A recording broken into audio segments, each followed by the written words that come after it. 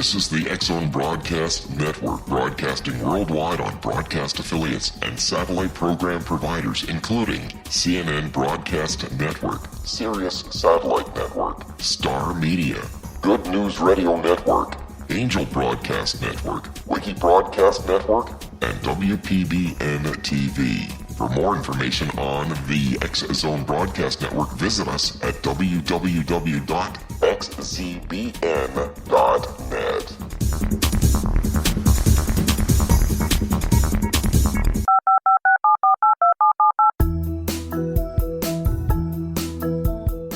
Did you know that when you're on the road with limited data or Wi-Fi, you can still listen to the X-Zone Radio Show with Rob McConnell, The Science of Magic with Gwilda Wiyaka, X-1, Dimension X, Space Patrol, and every minute of the X-Zone Broadcast Network by calling 213-401-0080, courtesy of Audio Now. No smartphone, app, or internet needed. It saves your data plan, and it's free if you have unlimited minutes. Call 213-401-0080 to listen on any phone, anytime, anywhere. Remember 213-401-0080 for the best of the paranormal, parapsychology, and sci-fi radio programming anywhere, 24/7, 365.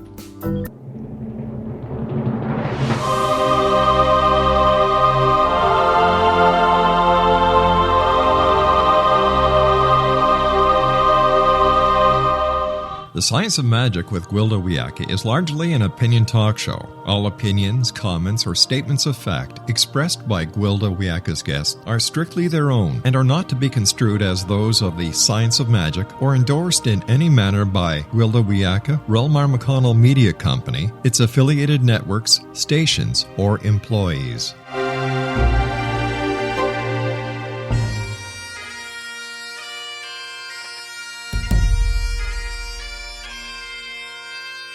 Welcome to the Science of Magic with Gwilda Wiyaka, a program dedicated to uncovering the unified nature of reality and humanity's ever-evolving place as truly galactic beings.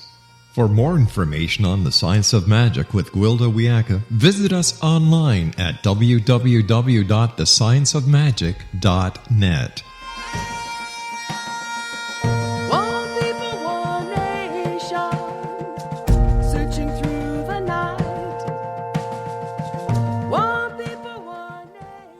Welcome to the Science of Magic, a place where science and magic come together to transform fact into evolving truth. We're proudly coming to you through the ever-expanding X-Zone Broadcast Network, xzbn.net, and can also be found on our website, thescienceofmagic.net. I'm your host, Gwilda Wiyaka. This hour we'll be exploring stewardship. All of my shamanic teachers believed that every animal, rock, tree, or blade of grass was an integral and necessary part of the whole, without which the entire system would be compromised. Every nation, whether plant, animal, elemental, or stone, provides a service stewarding a unique bandwidth of frequencies necessary to the functioning of this organism we call Earth. Shamanically, life is viewed as a beautifully choreographed creation. Each part is exactly what it needs to be in order to participate in the whole. Humans seem to have stepped out of this natural order. At every turn, humankind has altered, manipulated, synthesized, chemicalized, processed, and genetically engineered life. There's an ever so arrogant assumption that things are not okay the way they present themselves in nature. We believe we can improve on the natural order by interfering with it. We've altered our food, polluted the air and water, and in general, made a toxic dump out of the planet, resulting in global hunger, environmental crises, ill health, deforestation, and the extinction of animals in droves. When God gave us dominion over the earth, I don't think this is what he had in mind. How ironic, it's only after we've interfered with natural systems to the point of destruction are we starting to recognize the checks and balances of nature. Whatever happened to don't rock the boat until you know what makes it float? Nature maintains balance, yet balance is not static. It's in constant motion. Imbalance creates friction, which eventually leads to the destruction of whatever created the imbalance. Through the creation and destruction process, nature renews itself. Imbalance results from our repeated attempts to harness power by hacking into the way life works. It can be no other way. Ultimately, all of our manipulations, aspirations, and acquisitions are ground to dust through the friction caused by our own imbalance as it collides with natural law. The wisdom of cooperating with nature rather than trying to conquer her is proven over and over. If we learn to observe and re-examine our assumptions about life, it's as simple as getting in the river with a canoe and choosing whether to go upstream or down. It's as obvious as deciding whether to plant a kernel of corn in the winter or in the spring. Consciousness is the key. In order to realign with natural law, we must first become conscious of our own nature. For within our being, we truly carry the blueprint of all that is. I'm not so unrealistic as to believe we need to return to purely indigenous ways. There are way too many of us for the old methods to sustain us. Yet, clearly, the current practices threaten not only to destroy us, but all of our relations. Historically, when this level of imbalance is reached, the earth herself makes a correction, gleaned the herd, wiped the slate clean, and began anew. The forest fire removes the dead wood and activates the aspen seed. Can we find a way to rebalance ourselves to the way life works? Can we steward new ways to live as one with all of our relations and take up our rightful place in the circle of life? Are we the dead wood or the aspen seed? Our guest this hour, George Scott, is an environmental and agricultural entrepreneur, a committed advocate for farmers, livestock producers, and independent family businesses. George has run a series of successful environmentally friendly businesses, including chemical and soil remediation, irrigation systems, wind and solar generation, and beekeeping. As a registered beekeeper for more than 25 years, George is a passionate advocate for beekeeping as a critical component to Ontario's agricultural success now and in the future. He's a member of the Niagara Beekeepers Association. After this commercial break, I'll introduce George, and together we'll explore the birds, the bees, and true stewardship, so don't go away. You're listening to The Science of Magic. Prior innovative episodes can always be found on our website, thescienceofmagic.net.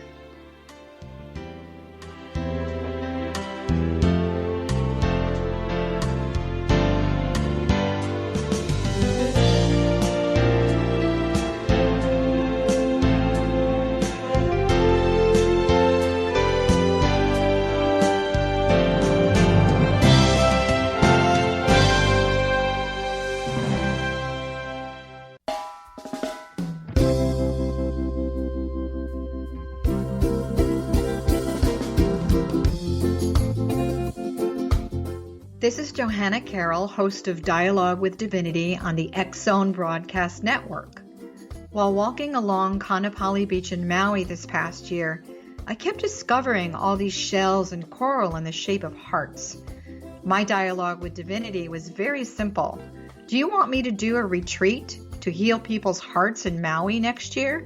And of course, the answer was yes. As a master spiritual teacher, I am offering you a neat retreat called Rise, May 8th through the 12th, 2017, and the chance of a lifetime to rest at a 5-star resort for 5 days and experience a spiritual renewal of your heart and soul. Kaanapali is one of the top 5 beaches in the world. This stunning resort has undergone a $40 million renovation. I walked the entire property, checked out the room choices on your behalf, and I must say it is stunning. Our conference room faces the ocean with sliding glass doors. Maui is known as Mother Maui because it is a soft, gentle, healing energy. In the embrace of Mother Maui, you will feel yourself rising from the limitations of an ordinary life to an extraordinary journey of peace, bliss, and harmony. A greater sense of clarity. Our Rise retreat ignites renewal in the sacred elements of air, water, earth, fire, and wind. There's plenty of free time to enjoy all that Maui has to offer. A small deposit is required now to reserve your space, as this retreat, it will sell out. For more details, please go to johannacarroll.com and register today. Aloha, and I'll see you in mystical Maui.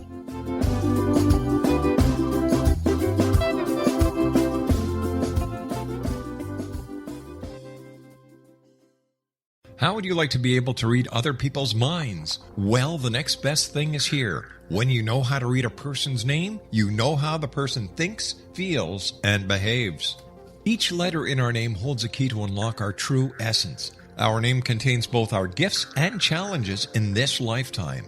Nemology science discovers personality secrets hidden in the placement of the letters of our names, including the first and last impression people remember about us.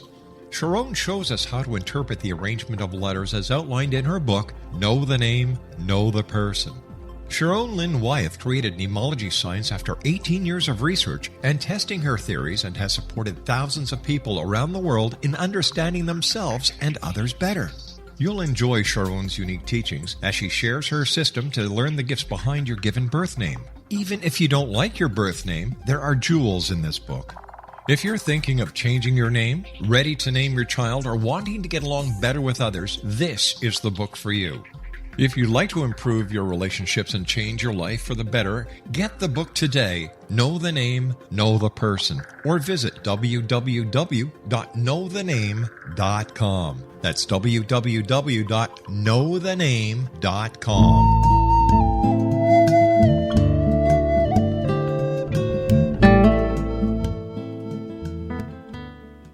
Welcome back. This is the Science of Magic, dedicated to unification and evolution of consciousness.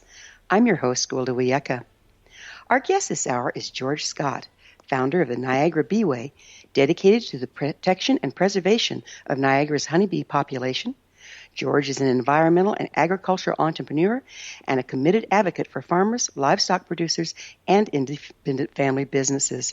His website is niagarabeeway.com. George, thank you so much for joining us on the Science of Magic. Thanks for having me here today. What a lovely day here to kind of speak with you on something that's very near and dear to my heart, and that is the status of honeybees today here, in particular in Niagara and in Ontario. Well, I was drawn to your work and asked you on the show because of your very dedicated and scientific approach to cooperating with the way life works rather than against it. And I'd love to pick your brain about what you see as alternatives to our current practices. Let's start with an update on the status of the honeybees. There's been a lot of talk about bees having trouble. Could you fill us in on what's going on? Well, the bees are being introduced to something that in their 54 million years of evolution they have never seen before. And it isn't so much your cell phone or loss of habitat or all of those things that are put up front, or parasites or bacteria, which are all factors. There is a new insecticide on the market that is very effective. The bees actually go and seek it out, which makes it more effective. And it is lethal to them at exposure levels that they cannot detect. So over the years, since I would say World War II, our farmers have become experts at a thing called parts per million, where you put a little bit of something into the feed and it makes the animals better. Sick animals get antibiotics in parts per million, and we know how that can save an animal's life and make our food better, et cetera, amongst many things that are parts per million. This is not one of those things. This is a new technology in parts per billion. There isn't even equipment here in all of Niagara to detect this material at its functional level.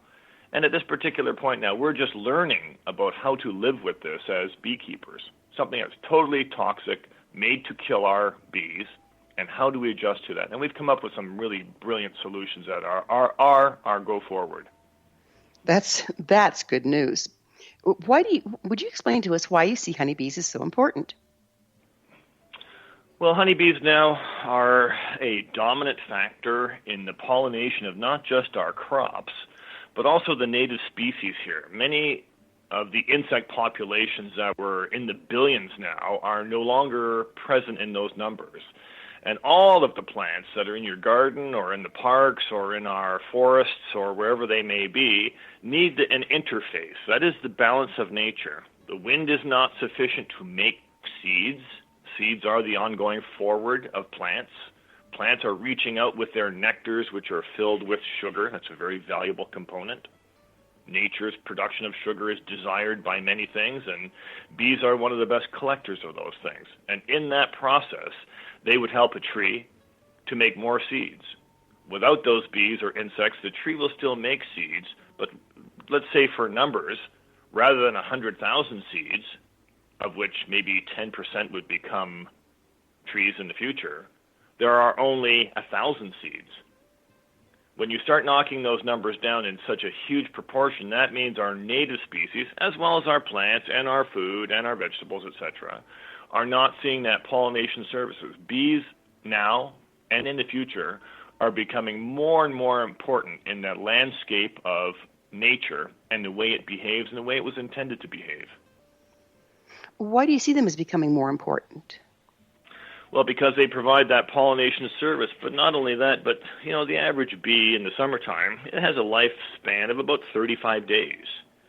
And on a colony of something like 60,000 bees, when you get that much insect population flying around, not only do they provide a vital service to the plants, but they're also a very important food source for all birds that eat only insects on the wing.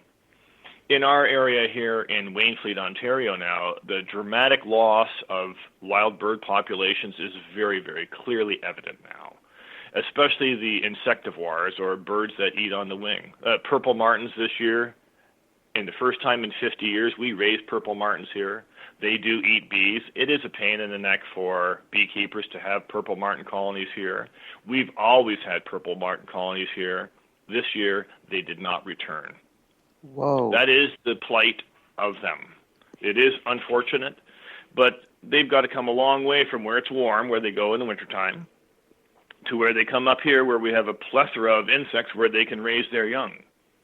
They've got to go over an awful lot of area, and the same insecticide that kills the bees, if you read the material safety data sheet on it, because we are all chemical guys here. We are beekeepers, but we are chemical guys. When you read the material safety data sheet, it doesn't say that it's lethal to bees, even though we know it is. It's designed to be. But it does say one thing. It says acutely toxic to birds. Wow. The bird population is really being negatively affected by this insecticide in a way here that we're not really monitoring. We notice the bees because we make money from the bees, and it's insurable, and so we're getting statistics. But we're not really getting any numbers on the wild birds other than with the big bird organizations who are screaming about the downfall of songbirds. That's really sad. I love birds along with the bees, right? I understand there's some new research on honeybees. What can you tell us about it? Well, they're in several areas, and a lot of the research is being done here in Ontario by private beekeepers. We work with the biggest ones. And what we're doing is we're not here to blame the chemical companies. We're not here to fight the farmers. We're not after a ban. We're looking at how do we mitigate our losses? How do we live in today's real world where neonicotinoids are used on every farm? Everybody who's growing corn and soybeans. They prefer that. It does work. It's very functional. It does make a farmer's life easier. It makes our lives more difficult, but we could spend all of our energy trying to fight them, or all of our energy trying to find out how to live with them. Many of my neighbors here are 5,000-acre corn and soybean growers. They're great neighbors. They're not good. They're great neighbors. And they're sensitive to what we're doing, and they're eyes wide open. There is no conflict between us. But we are learning now that we need to divert our bees away from neonicotinoids only at crucial periods during their development. Early in the spring, when there's water on the soybean field and there's little puddles, bees go to that. But 2 months later, when there's vegetation that gives up the nectar and the pollen, the bees can't get to the soil. They can't get to that water. They can get water from other sources. That is the biggest introduction. It isn't in the honey, and it isn't in the pollen. It's in the water.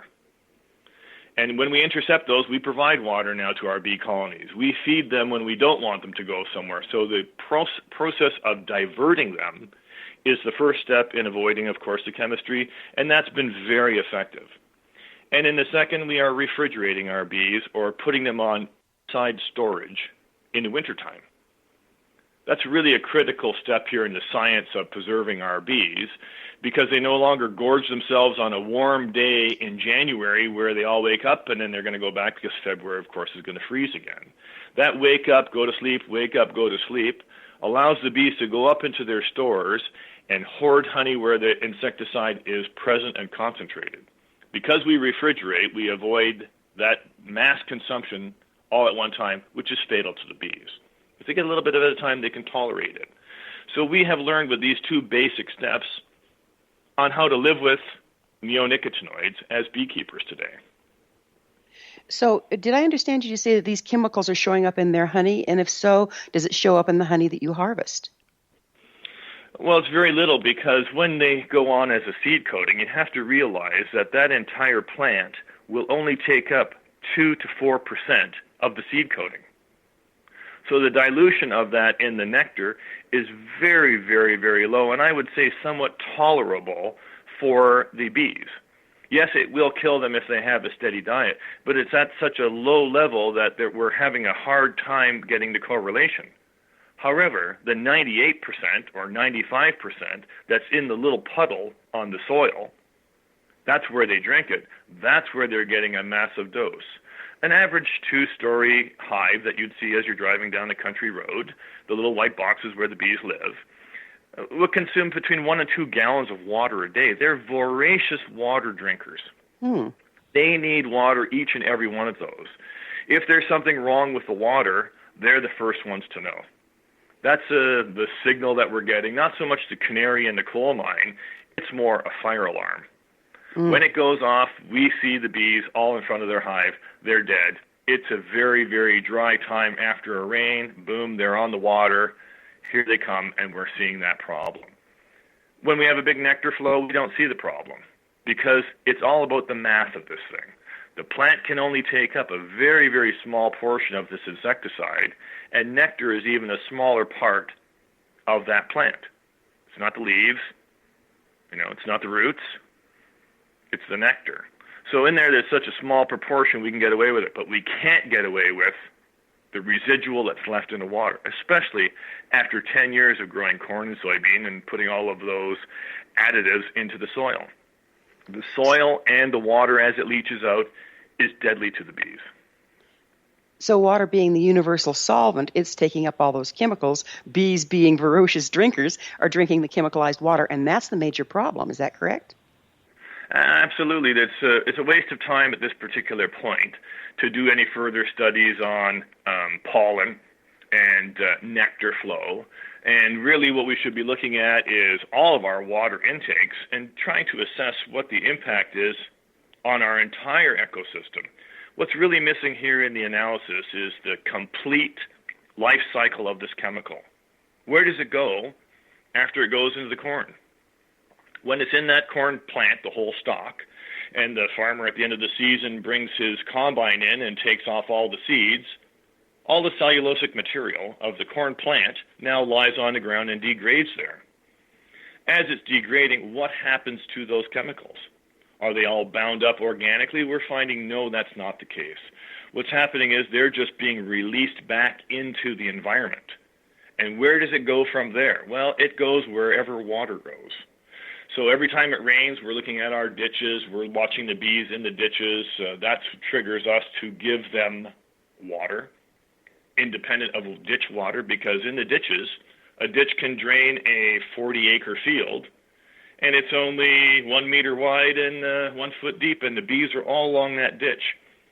Ditches highly concentrate fields. That's why we have to be so careful with the concentrations. This is a really look at this thing from a mathematics viewpoint. They can only tolerate so much. If we don't avoid that, then we're going to catch that problem. And it looks like you're finding a third solution rather than fight the chemicals coming into this situation. Rather, find that third solution we can all live with. Well, this is a $6.6 billion sale. This isn't a bee item. This is not, in our environment today, this isn't some sort of schism religion, and this isn't something that's a little small thing we don't have to worry about. It's in 70% of the vegetables in our grocery store today. We're going to have to take up with that, and I do want to, on the other side of a break. George and I will return to our discussion after this short break. We're coming to you through the land of leading-edge paranormal broadcasting, the X-Zone Broadcast Network. Don't miss the other fine shows and hosts on xzbn.net. You're listening to The Science of Magic, thescienceofmagic.net. I'm Gwilda Wiyaka. We will be back, so don't you go away.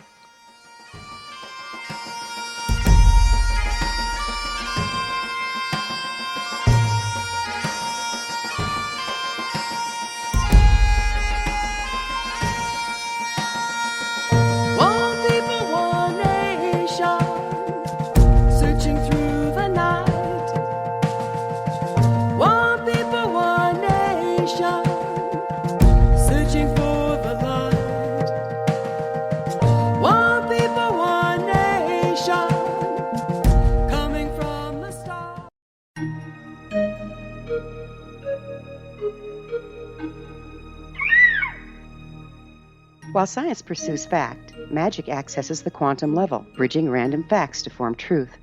As long as science and magic remain separate and polarized, the truth cannot be known.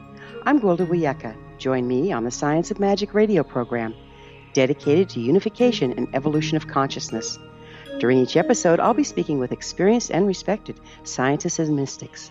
From astrologers to astronomers, from medical doctors to shaman, the scientific method to dowsing and intuition, we'll weave together information from seemingly divergent practices to promote unity and enlightenment. Join me, Gwilda Wiyaka, and the Science of Magic right here on the Mutual Broadcast Network. For more information, visit www.thescienceofmagic.net. Gibbs A. Williams, Ph.D., is a practicing psychoanalyst, supervisor, researcher, and author in New York City. Much of his life has been dedicated to understanding nature and the uses of meaningful coincidences or synchronicities. His radical and original non-Jungian, non-mystical, non-magical theory of synchronicities illuminates much of the fog surrounding this challenging and perplexing topic. His ideas and manners are fresh, presented in a style that is both entertaining and highly informative.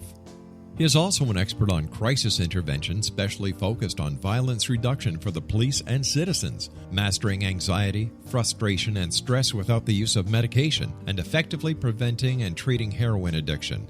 Dr. Williams can be contacted at his email address at gwwilliamsny11@aol.com or visit his website at... Wouldn't you love to know the secret to everything? Well then, meet Dr. Kimberly McGeorge and her cutting-edge breakthrough knowledge that combines science with possibility. Dr. Kimberly brings real-life answers and healing to those open to alternative solutions.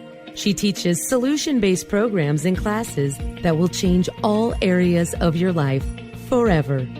Specializing in conscious creation, intuitive readings, and energy medicine, you can rapidly shift health, relationships, business, and money and abundance challenges quickly. Receive her best-selling book, Secret to Everything, at no cost by going to secrettoeverything.com/X-Zone. That's right, transformation can start now. Just go to secrettoeverything.com/X-Zone and receive Dr. Kimberly's book for free. Afterlife expert Roberta Grimes was the first one to say that dying can be fun. Now her best-selling book, The Fun of Dying, is available in stores worldwide. So if you wonder whether death ends life, how it feels to die, or what heaven might be like, The Fun of Dying was written for you. And if you have always been afraid of death, or if you worry that your life has no meaning, let The Fun of Dying ease your fears and bring new meaning to your life. Nothing said in The Fun of Dying is based on the teachings of any religion. Instead, Roberta draws on evidence to explain how death happens, how it feels, and what comes next. A lot of the best death-related evidence was produced in the first half of the 20th century. When it is put together with recent discoveries, it tells a consistent and amazing story.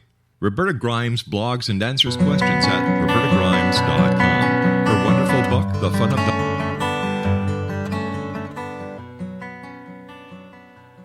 Welcome back. This is the Science of Magic, a place where magic and science come together to promote enlightenment. I'm your host, Gwilda Wiyaka.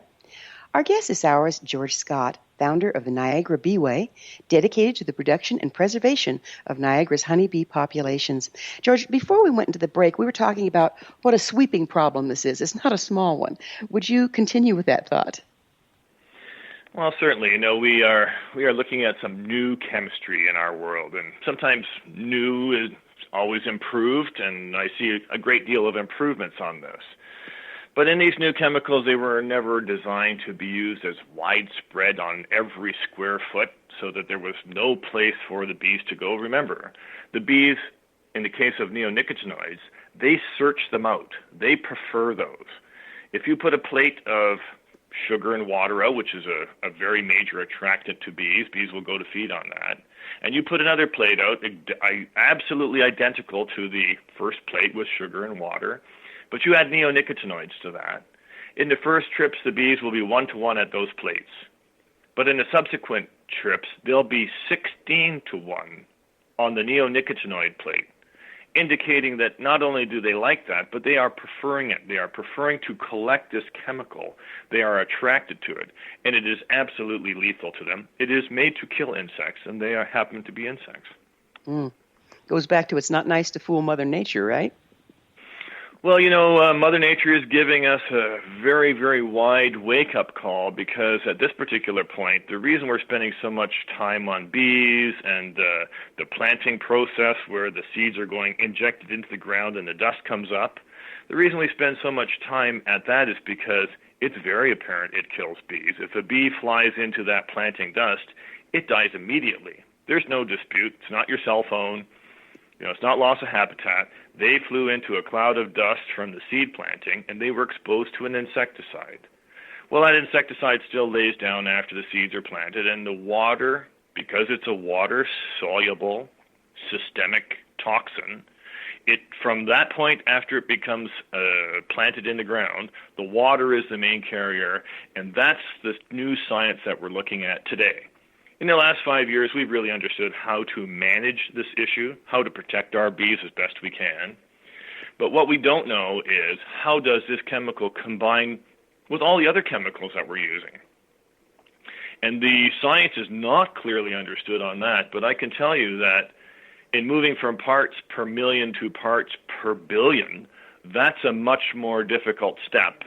But now having a 1,000-time amplification of toxicity because an insecticide combines with a fungicide, both of which are important to farmers. They need to use those things to protect their livelihood and their crops. But the combination of those two chemicals now that are used in molecular proximity to one another, that's within a millimeter of each one, those chemicals now are binding themselves together and making new chemicals that have never been studied before. And in fact, we are now the guinea pigs of those things. We don't know what they are. There is no data on there. To say that they're safe when they are 1,000 times more lethal, that's something that we're going to explore as humanity. As creatures living on this planet, we're going to explore that in the next 20 or 30 years, and we will be getting the results of those things, good or bad, one way or another. We'll understand that. At our own expense, no doubt. Well, no, we're going to be talking about health. This is a human health issue. That's how we're going to detect it. Right. We already are in certain ways, aren't we? Well, certainly the studies in Japan that are at least their medical practitioners are educated to understand what the symptoms are. Here in Niagara, someone could have neonicotinoid exposure and poisoning, and since our medical practitioners are not up to speed on that, number one, they don't have equipment to test for it, and number two, those symptoms are really not taught to them. The latest bulletins going to our medical professionals don't really talk about the symptoms of a neuromuscular or a neurotoxin event going on at what organ? Is it brain? Is it your sensory function? Is it how you walk? Is it how you digest? How does it affect us? That will come. Thank God for the internet. All around the world, this information is going to come to the surface no matter who tries to suppress it. This information will come, and it will be our medical community that say, hey, this is too much. There is a level on it, and we haven't determined that yet. But at some particular level, Remember, the same mechanism that's used to kill insects in the field for the farmer is exactly how human beings work. Okay, so the same way we attack those insects through their nervous system, that nervous system is the same nervous system of a human being. Wow. Whether they say that there's not enough neonicotinoid receptors in the human body, that's really a bit of a point of advertising, not so much science. Certainly this material is lethal to human beings. If you drink it, it's like drinking a cup of gasoline. Remember, gasoline is not lethal at these levels. At the fully functional level to kill an insect of neonicotinoids, you can drink gasoline, and it won't affect you negatively. So this is a whole new science that we've got to get our minds around, and the beekeepers just happen to be on the forefront of that. Well, thank goodness for you. What do you see as alternative pesticide strategies? Well, that's a real unknown right now. They have a lot of genetic work going on, the new RNA interceptors. There's a whole bunch of technology. To say that this is a crucial technology and all farmers need neonicotinoids, it's only 20 years old. Farming's been around for thousands of years. Pest resistance has not been around since World War II, and that's what we are now developing. So to say that this is an absolutely essential chemical for agriculture is a little bit of an overstated marketing issue. Many farmers here who are 5,000-acre farmers, I go to them and talk to them as friends and as neighbors, and I ask them to lighten up a little bit of the neonicotinoid use. They've been using it for 10 years on the fields for 10 years in a row. I asked them maybe they could take a blow, maybe not use it in 2015, 2016. Try 100 acres. So my neighbor shows up here after Labor Day weekend and drops a case of beer off on my patio, and he goes, thanks. And he goes, and I lied to you, George. And I go, what do you mean? He said, I didn't do 100 acres. He goes, I did 500 acres. Wow. Without neonicotinoids. And what I noticed was there was no difference between my treated fields and my untreated fields. And thank you, because I am paying over $20 an acre to treat those fields. That seed coating is expensive. Wow. So 500 acres times $20, I'm going to call him a lousy neighbor because I only got a case of beer out of the deal. But you can see where that's going. Yeah. You can see farmers now are opening their eyes and realize, we're not pushing the panic button on our farmers here. This is not their first barbecue on chemicals that have come to them, said that they were good, and now they are banned. So, I would believe that if you look at the history of the Pesticide Management Regulatory Authority, the PMRA, that particular agency has a very dreadful history of approving something, saying it is okay, followed by taking it off the market and saying it is not okay. And that pretty much is the life of many of these toxic chemicals as we get to see the non-targeted effects of this. I'm afraid that because we are putting $6 billion of this into our environment every year, this may be something that we're living with for quite a while and something that certain species cannot live with that we don't even know yet. We will find out, of course, but I'm not going to say it's going to be a pleasant surprise for everyone. I could understand that if our farmers were making a lot more money in countries where they can't get neonicotinoids. Are their farmers that much poorer than our farmers? No, it's about the same. Farmers aren't really making a ton more money. How many farmers have $20 per acre loss due to insect damage? But spending between $20 and $29 an acre to stop the insects from damaging is a big, big number. So you have to look at that, and really, if this was left in the hands of our farmers, I don't think we'd be talking right now because it would be a small issue. We did a survey here in Niagara, and I'm not sure it's true everywhere because Niagara is a really gifted microclimate, almost the most perfect place in the world for the honeybee. And in there, we went to all of the users of insect control products and took an inventory. How many veterinarians and how many skids of neonicotinoid flea drops? How much shampoo did they have? How much washing things for the dog sleeping area? How much did the pest controls who go into your dentist's office, the dentist saw a centipede run across the floor, who did he call? He called the pest control company who came at night and sprayed all the corners and said, this is a safe chemical, and I'm using it. Well, he's putting down neonicotinoids. Why? Because it's gone from approved for use in farming to approved for release in Canada. Those are big, big steps. Yikes. Number one, this material only breaks down in farms by sunlight. When they use that indoors, there is no sun. It's never going to break down. The residual and the exposure to these chemicals is really amplified because this has become the number one chemical. In all of Niagara, Clark Agrichem and Pioneer Seeds do the seed coating here commercially. They're two great companies. I know those guys. They're really stand-up community people. And both of those companies use together 30,000 pounds each, about 1 truckload each of neonicotinoids to cover all of Niagara's seed coating requirements. However, when you add up all of the other non-farm uses of neonicotinoids, it was 6 truckloads in January. Those are pet control, those are pest control, those are flea control, those are tick control.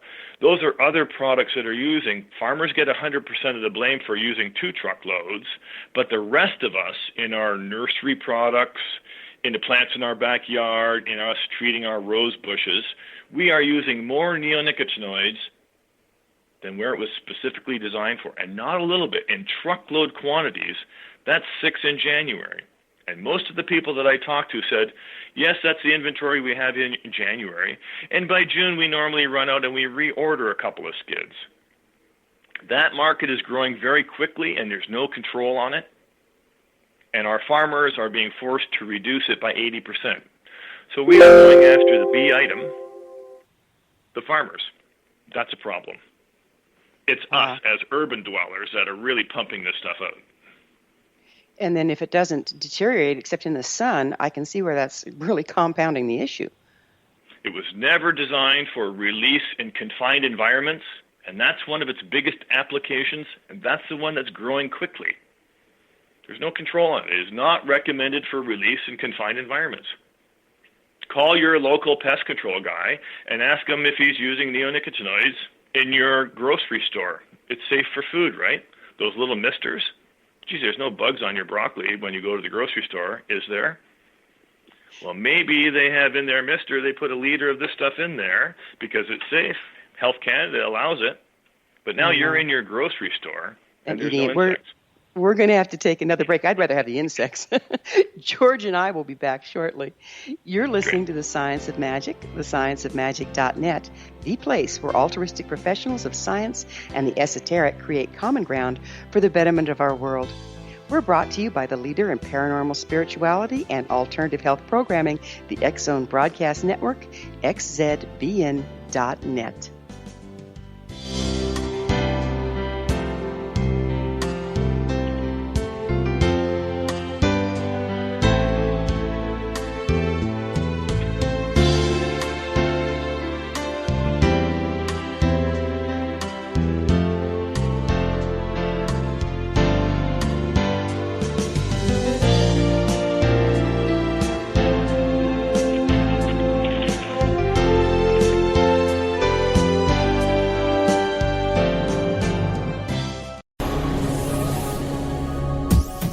This is the X-Zone Broadcast Network, broadcasting worldwide on broadcast affiliates and satellite program providers, including CNN Broadcast Network, Sirius Satellite Network, Star Media, Good News Radio Network, Angel Broadcast Network, Wiki Broadcast Network, and WPBN TV. For more information on the X-Zone Broadcast Network, visit us at www.xzbn.net.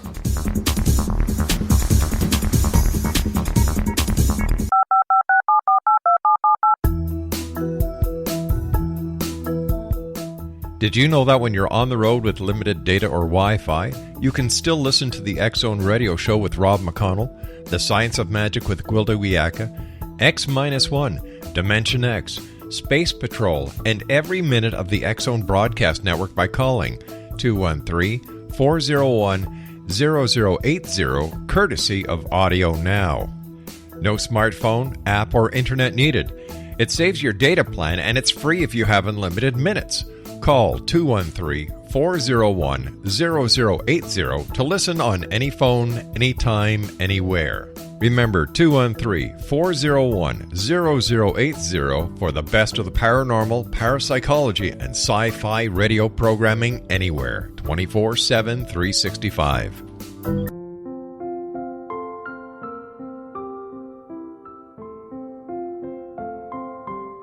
I am Dr. Carl O'Helvey, founder, president of a new cancer foundation focusing on evidence-based physical, mental, and spiritual interventions, including natural cancer cures, prayer, meditation, affirmations, nutrition, and other related holistic cancer prevention and cure modalities.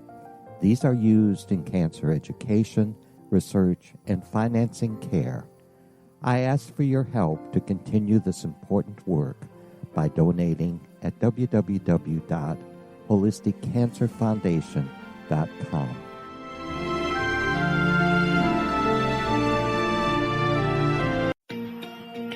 Wouldn't you love to know the secret to everything? Well then, meet Dr. Kimberly McGeorge and her cutting-edge breakthrough knowledge that combines science with possibility. Dr. Kimberly brings real-life answers and healing to those open to alternative solutions. She teaches solution-based programs and classes that will change all areas of your life forever. Specializing in conscious creation, intuitive readings, and energy medicine, you can rapidly shift health, relationships, business, and money and abundance challenges quickly. Receive her best-selling book, Secret to Everything, at no cost by going to secrettoeverything.com/X-Zone. That's right, transformation can start now. Just go to secrettoeverything.com/X-Zone and receive Dr. Kimberly's book for free.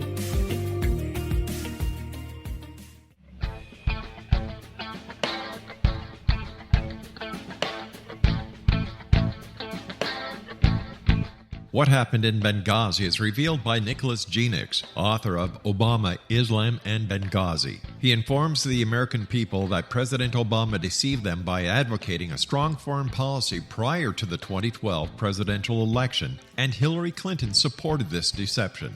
As the title infers, there is a connection between Obama, Islam, and Benghazi. Ample evidence informs Americans that Obama's early indoctrination in the Quran developed an affinity for Islam, why the Quran is the source of discontent in many countries, and why the Obama foreign policy deception led to poor military action and caused the loss of American lives in Benghazi. Genix provides 36 questions for the Select Committee on Benghazi to validate if Americans are justified to mistrust President Obama and Hillary Clinton.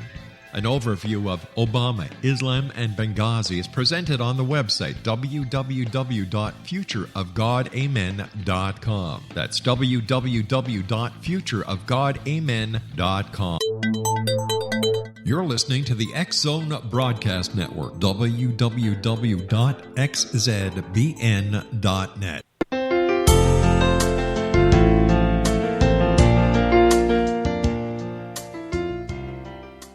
Welcome back. This is the Science of Magic, bringing together gifted people of service to the world.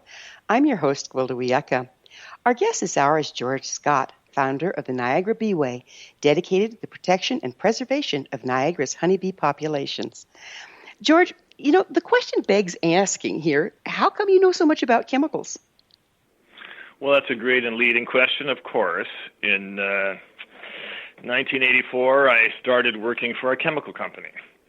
And in that chemical company, the products were things like asphalt for road paving and formaldehyde and things that make urethane, or those things that make glue, or what we would call intermediate chemicals.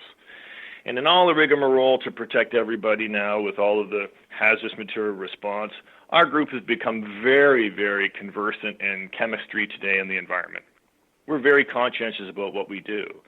And in there also we have things like research and development. So we have labs where we test and we detect and we can tell you about concentrations. Unlike any other beekeeper, and I'm a multi-generational beekeeper, so we go back in our family, in every generation back to Fred Flintstone and Barney Rubble, Our family either made a Roman Catholic Irish priest or a beekeeper. And I never heard the call from the big guy, so I am a beekeeper. But also, since 1996, I have been president of a multinational petrochemical corporation. I run the bacteriological division in Lyon, France.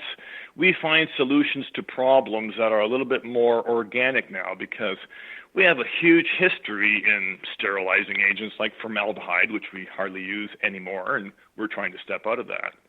There are alternatives in many ways. It's just a matter of having the motivation to look for them and making sure that it has a cost frontier that farmers or pest control people can really use. Sometimes chemicals are the cheapest, but sometimes they are the harshest. And we're not being critical of the Syngentas and Bayers of the world. They're fabulous corporations. But what we are looking at is it really necessary that we spread these chemicals out into our environment in the way that we are doing it? So we've got a way of doing it. SRI Petrochemicals, where I work, is an award-winning research corporation. We've won top awards for doing, of all companies who do research in Ontario, we have won the top awards from the Ontario Centres for Excellence. So not only do we know how to do this, but we're recognized as one of the leaders in research. That's why the big commercial beekeepers came to us. They didn't want to have a fight. They just wanted to know. They didn't want to say, hey, you can't do this, Mr. Soybean Grower. They wanted to know, how do we save our bees? And that was the limit of their motivation in coming to us. And we have devoted a tremendous amount of resources to, first of all, understanding this problem, to understanding the politics of where not to stick our head to get it whacked off like whack-a-mole. We have popped our heads up at the wrong places, and the reaction has been very hostile. And we understand that. The people are protecting a $6 billion market of a product that they like to sell. And we've got maybe what would be interpreted as some complaints that are very legitimate. It's easy to knock off a beekeeper because his argument is not all that legitimate. But try knocking off a chemical company who's telling you that the water that you're drinking has 36 parts per billion of a chemical that shouldn't be there. And that's its fully active strength. Wow. That's a problem, and we don't want to hide that. In my organization, they stick me out here to talk to people like you, and thank you very much for having me on your radio show. Absolutely. My job is to make people aware so that they can make decisions whether they want to use this stuff or not. Whether they want to chop up their broccoli and all of their lettuce and cuttings and whatever's left over, and peeling their onions and potatoes, and scraping all of those cuttings very religiously into their composter. Do they want to do that when they are now knowledgeable that neonicotinoids used on all those vegetables are concentrating to high levels in their composter, and they're using their composter on their organic vegetables in their backyard and actually exposing themselves to more neonicotinoids? People don't know that. If people knew that, they would start asking questions, and then they would make decisions. That's the answer. More information so people can make decisions. People are quite capable of making the right decision if they know what they're deciding. Yeah, being informed is so important. And, this is really exciting, George. It looks to me like you are working in combination rather than in opposition to try to create a third option to steward us out of this mess we've gotten ourselves into. And I think this is a subject that could certainly take up another hour. So I would love to have you back on where we can inform the people more about the difference between that third option, the battle we have going on, trying to feed a planet, keep our food clean, keep the chemicals under control, and deal with environmental issues. There has to be a third option in all of these because the fight isn't winning us anything. So if you would be willing, I'd love to have you back in January and we can continue on with this subject as well. Does that work for you? Absolutely. It would be my pleasure. And it isn't so much the them, it's the we. That's how we position ourselves. Mm-hmm. It isn't the them that are bad guys. It's the we that are here. They just happen to be the chemical suppliers into agriculture. It isn't the them who are grain growers. The Grain Growers Association of Ontario, they're an excellent group. These are all really conscientious people. However, the more that they are aware, of what the real facts are and the potential damages, the more that they can make decisions and say, okay, we can mitigate these things, or that's an acceptable risk. Those are good decisions to be made. But we've got to get rid of the them in this conflict. There is no them. It is only we. We are beekeepers. We are farmers too. We are agricultural. We are a critical, strategically important part of the agricultural network. To lose that would be an absolute crime, and we are well underway of closing down those industries, even though you read the statistics that say there's more honey sales and there's more bee colonies in North America than ever before. And I can tell you that that is a very misleading document, and do not ever listen to anyone who even says that, because I have 3 times more hives here and I produce the same amount of honey. Wow. I have to carry more hives because I'm losing so many. And all of the commercial guys are exactly the same way. Today, our new technologies, it costs us a little bit more, and we are a lot more monitoring, testing, adjusting, doing things that our grandparents never even thought, refrigerating bees in winter. Those are things that our grandparents never thought about doing in their beekeeping, which we now see as being very essential. When you get in beyond the hobbyist of the 100 beekeeper, when you get up to the commercial things, you have to do these things because this is a business. You have to keep your bees alive. It's essential. So getting rid of the them and they and those guys in the fight and saying, hey, how can we look at this? And you're going to find everybody when you talk to is reasonable and wants to hear what you have to say.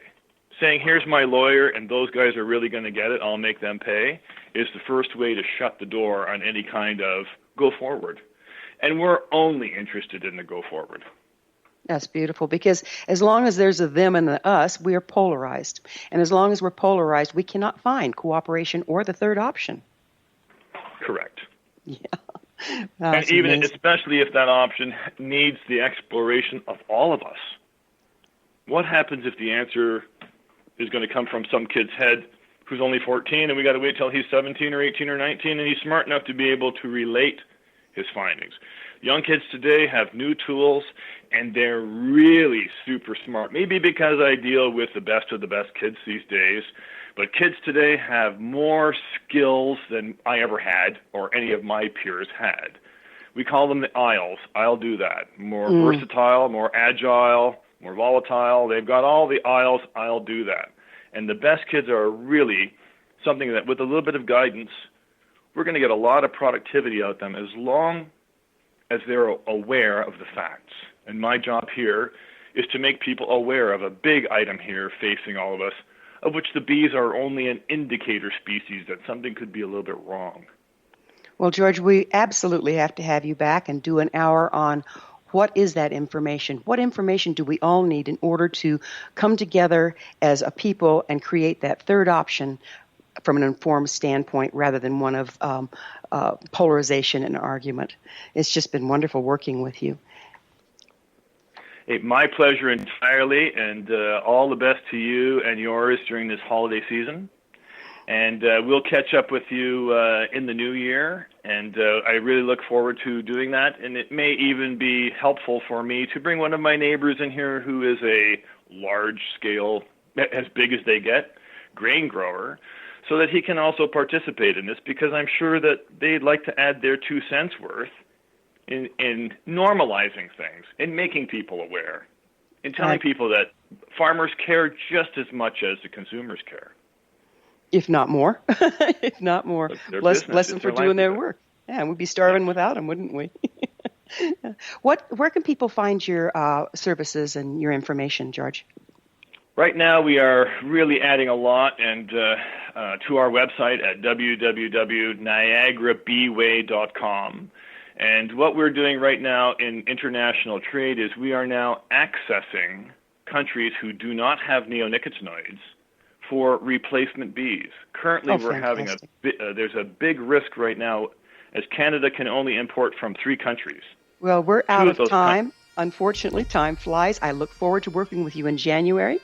Our guest this hour has been George Scott, founder of the Niagara Beeway, dedicated to the production and preservation of Niagara's honeybee populations and apparently ever so much more. His website is niagarabeeway.com. This has been The Science of Magic. Remember, you can always listen to thought-provoking episodes on our website, thescienceofmagic.net. Until next time, dear ones, may you be blessed with knowledge and comforted with love as you embrace stewardship. Searching through the night.